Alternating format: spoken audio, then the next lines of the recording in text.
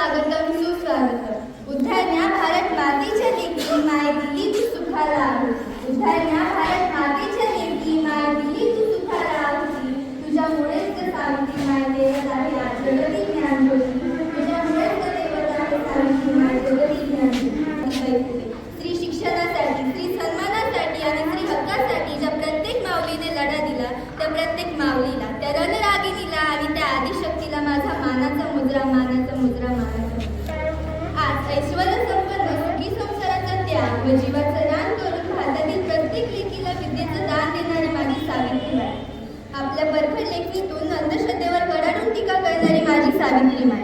भारतीय स्त्री शिक्षणाच्या अग्रदूत, आद्य शिक्षिका, ज्ञानाई, ज्ञानज्योती व असे कित्येक बहुमान ज्यांच्या त्यागापुढे व कार्यापुढे तोडगे पडतात अशा क्रांतीसूर्य महात्मा ज्योतिबा फुले यांच्या खांद्याला खांदा लावून समाज क्रांती घडवणाऱ्या क्रांतीज्योती सावित्रीबाई फुले यांच्या पवित्र स्मृतींना विनम्र अभिवादन करून सावित्रीबाई फुले जयंतीच्या निमित्ताने येथे उपस्थित सर्व मान्यवरांचे मी धनश्री घाडगे मनपूर्वक स्वागत करते. संस्कृती आहे आपली प्रकाशाची, त्यात शीतलता आहे. छोटीशी ज्योत भोवतालच्या अंधाराला तोंड देते. न घाबरता दीपही सामर्थ्य करते की त्यांनी त्यांच्या असे शुभ हस्ते प्रतिमा पूजन व दीप प्रज्वलन करावे.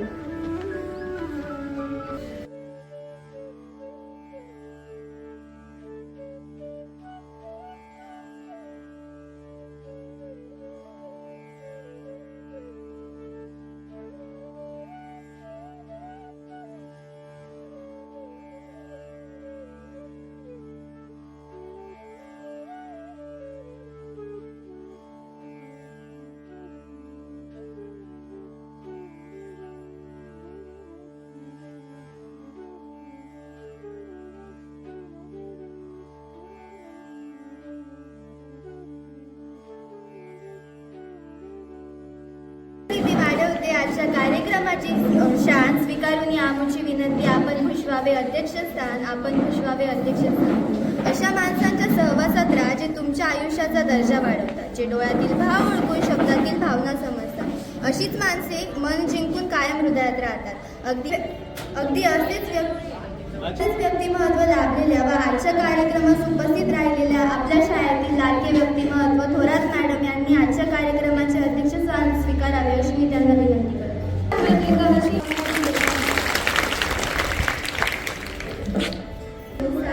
सर्वांनी गुरुजनांचा आशीर्वाद घेऊन साथ द्यावी सर्वांनी मिळून आजच्या कार्यक्रमाचा उद्देश जाणून घ्यावा. प्रास्ताविकेतून आजच्या कार्यक्रमाचा उद्देश जाणून घ्यावा. पूज्य गुरुजन वर्ग आणि मला ऐकत असलेल्या सर्व श्रोत्यांना माझा सप्रेम नमस्कार. जयंती कार्यक्रम सादर करतो. या कार्यक्रमाचे प्रास्ताविक करण्यासाठी उपस्थित आहेत. सर्वप्रथम मला या कार्यक्रमाचा प्रास्ताविक सादर करण्याची जी बहुमत संधी प्राप्त करून दिली त्याबद्दल सर्वांचे आभार. त्यांच्या कार्याची प्रेरणा घेऊन मुलींनी आपला सर्वांगीण विकास साधावा व त्यांच्या कार्याचा शोध अखंड ठेवत राहावी म्हणून त्यांचा तुझ्या मानसिक घट्टा अशा सावित्रीबाईंविषयी असं म्हणावंसं वाटतं. तू उंबरठा ओलांडला नसता तर आम्ही आजही उंबरठ्याच्या आतच राहिलो असतो. तो उंबरठा ओलांडला नसता तर आम्ही आजही उंबरठ्याच्या आतच राहिलो असतो. खिडकीतून दिसणाऱ्या वीसभर आभाळाकडे नशिबातील अमावस्या आणि पौर्णिमा मोजतच बसलो असतो. स्त्री सशक्तीकरणाची सुरुवात सावित्रीबाई फुले व ज्योतिबांच्या प्रयत्नांमुळे झाली. अशीच काही सावित्रीबाईंविषयी अजून माहिती जाणून घेऊया विद्यार्थी मनोगत.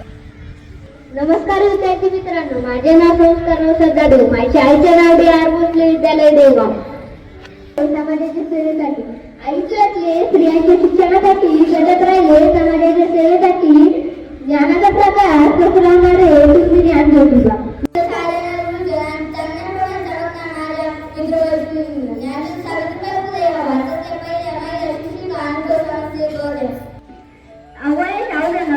सावित्रीबाई यांचा विवाह महात्मा ज्योतिबा फुले यांची झाला. त्या काळी मुलींना इयत्ता 5वी विद्यार्थी. माझ्या वर्ग शिक्षकांचे नाव श्री निंबाळकर सर. माझ्या शाळेचे नाव श्री डी.आर. भोसले विद्यालय देवगाव. आज मी तुम्हाला सावित्रीबाई फुले यांच्याविषयी काही 2 शब्द सांगत आहे. ते तुम्ही शांत चित्ताने ऐकावे अशी माझी नम्र विनंती. भारताच्या पहिल्या महिला शिक्षिका आणि मुख्याध्यापिका होत्या. त्या एक थोर समाजसेवक होत्या. क्रांतीज्योती सावित्रीबाई फुले यांचा जन्म 3 जानेवारी 1831 रोजी सातारा जिल्ह्यातील नायगाव येथील. सगळ्यांनी पानसरे येथे आम्ही नाटिका सादर करावी. एकदा विद्या नाही ती घेण्याची गोडी नाही, ज्ञान नाही विद्या नाही ती घेण्याची गोडी नाही, बुद्धी असून चालत नाही तयास मानव घडावे का? ओळखलत का? म्या सावित्री ज्योतिराव फुले, सातारा जिल्ह्यातील खंडाळा तालुक्यातील नायगावच्या फुलोजी देवचे पाटलांची विचारणार. वयाच्या 9व्या वर्षी माझं लग्न ज्योतिराव फुले नावाच्या एका माणसाशी झालं आणि हळूहळू मला कळायला लागलं की ज्या माणसाशी माझे लग्न झालं ना तो एक सर्वसाधारण माणूस नव्हता, तर एक जगाला उलट. अहो त्या काळात बायांना उन्हा उलटण्याची पद्धत नव्हती. बाईचं जातीचं कसं आपण झालं, आपलं घर झालं आणि आपल्या घराने सुरू. या सर्वांवरती एकच उपाय होता, ते म्हणजे शिक्षण. ज्योतिरावांच्या मनात एकच ध्यास होता की शिक्षणाचा प्रसार करायचा. हे त्या शाळेतला पराक्रम करता म्हणाला, मिस्टर फुले तुम्हाला शिक्षणाचा प्रसार करायचा आहे ना, तर so educated women first, because if a woman educated the full house is educated. पण तुम्ही लोक वुमनला घराबाहेरच पडू देत नाही. so bad मिस्टर फुले.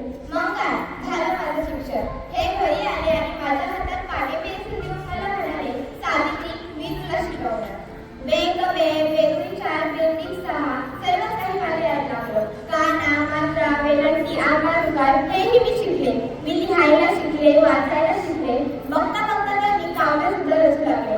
अन अशातच 1 जानेवारी, होय शनिवार दिनांक 1 जानेवारीला आम्ही सर्व धर्म मुलींची पहिली शाळा उघडली आणि मी पहिली शिक्षिका आणि मुख्याध्यापिका झाले.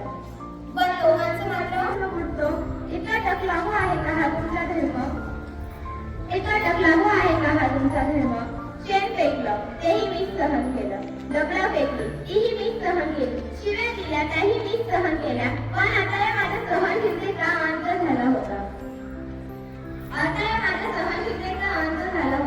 आणि एवढ्यातच अचानक एक घडीगाड माझ्या समोर येतो.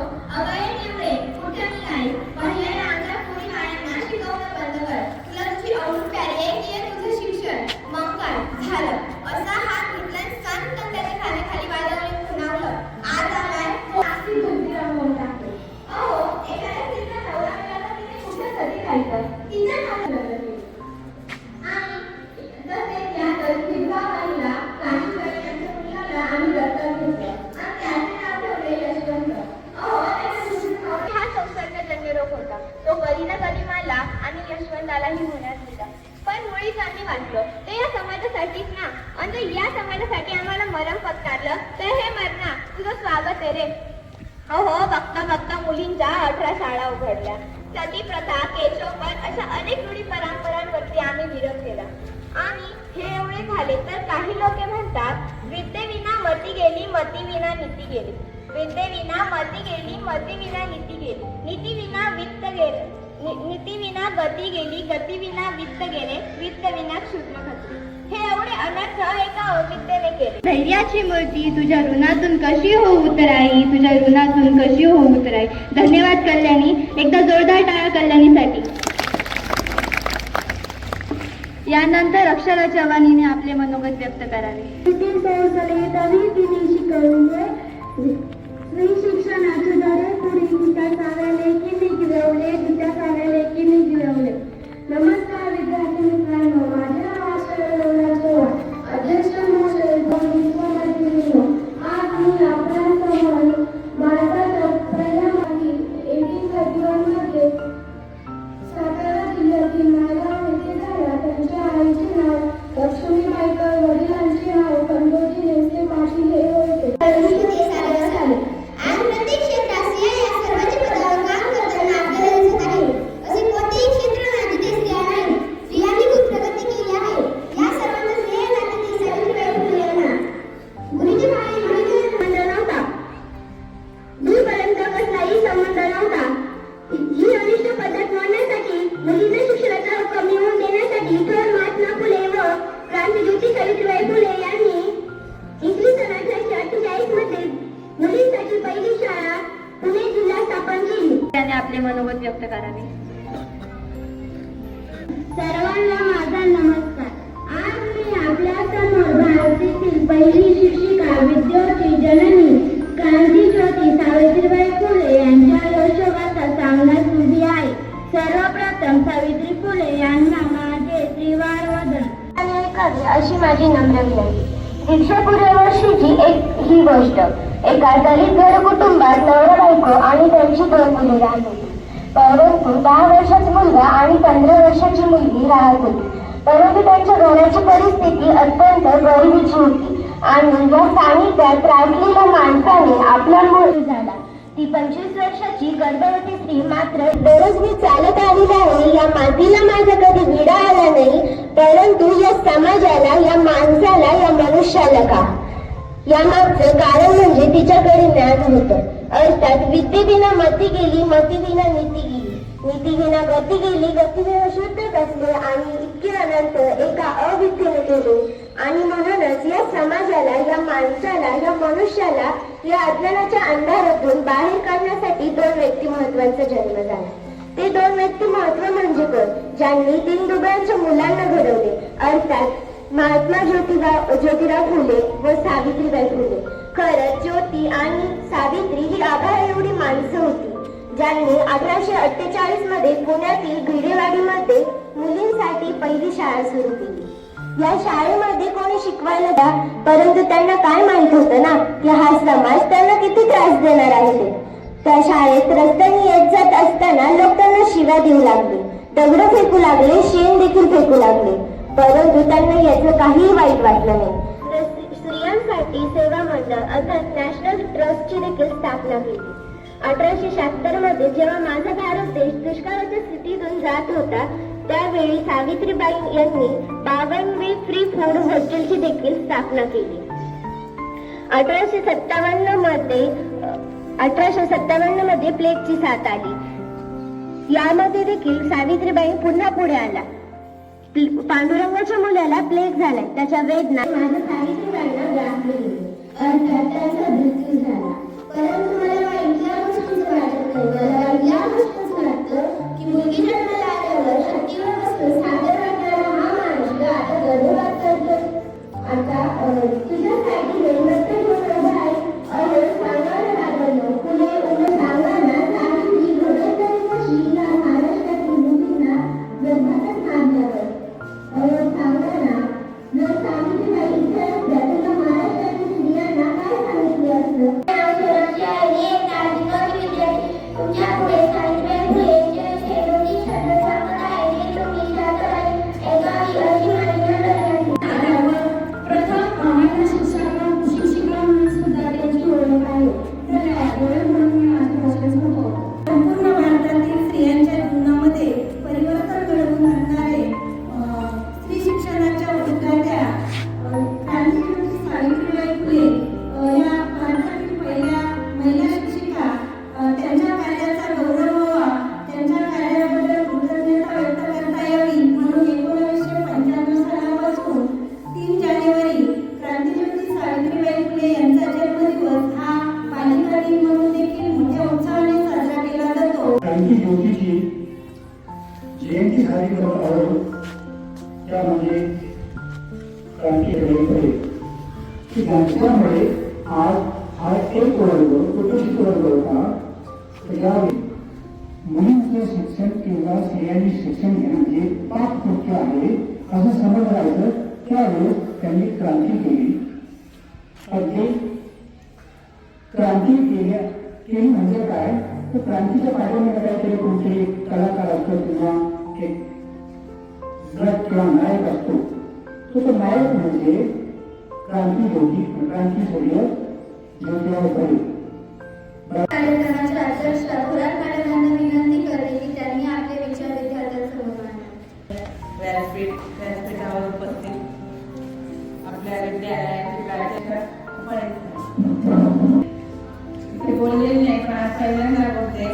याचं कारण की उपाध्यायांना प्रयत्न करते, काही चूक झाली जाणून घ्यावी आणि मला क्षमा करावी. फुले यांनी हा शिक्षणाचा वाटा जो तुमच्या समोर मांडलाय, समाजामध्ये जे परिवर्तन घडवून आणण्यासाठी क्रांतिज्योती घडवून आणण्यासाठी जे शिक्षणाचा वाटा त्यांनी पुढे नेण्याचा प्रयत्न केला आणि तोच आपण पुढे नेतोय.